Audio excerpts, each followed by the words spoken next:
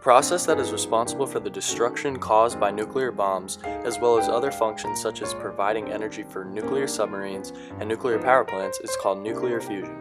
This is where an atom is split, releasing a tremendous amount of energy.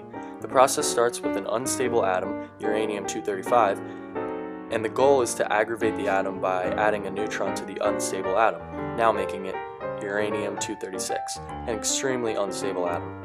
The energy of excitation, provided by the kinetic energy of the neutron and the forces that bind the neutron together, causes the atom to split into fission products, such as krypton-92 and barium-141, which are fast-moving and very stable.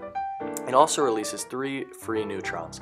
The free neutrons are the most important aspect of the process. Once the initial 3 are created, they cause their own chain reaction as they keep splitting.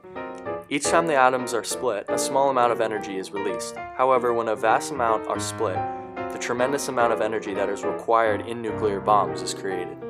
Nuclear bombs release a gargantuan amount of energy, approximately 200 megavolts per atom fission to be exact. There are trillions upon trillions upon trillions of atoms in a single nuclear bomb. Most of this energy is using the shock wave. 16,736 terajoules are produced in a 4 megaton or 4,000 kiloton bomb.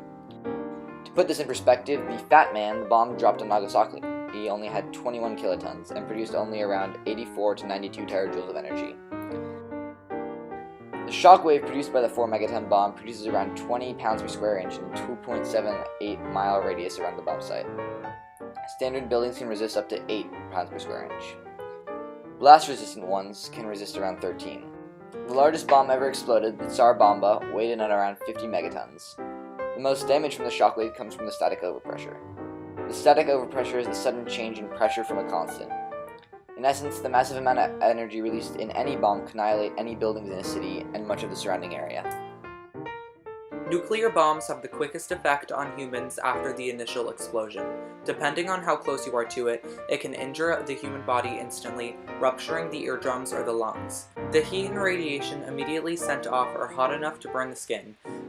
The blast could potentially be strong enough to blow you off your feet and take things like cars, houses, and buildings and make them fly into the air, possibly hitting someone if they weren't already affected by the explosion. After a while, radioactive chemicals will break down, travel through the air, and release radiation when they land. These transported chemicals are also known as nuclear fallout. When humans are exposed to fallout, there is a risk that it can cause chemical changes in cells, causing them to die or become abnormal. By damaging the DNA found in cells, radiation can cause cancer. And due to the damaged DNA now in a person's genetic makeup, it can lead to birth defects in children. One main chemical in nuclear bombs is I-131. People who have been exposed to this chemical, especially at young ages, can develop thyroid diseases.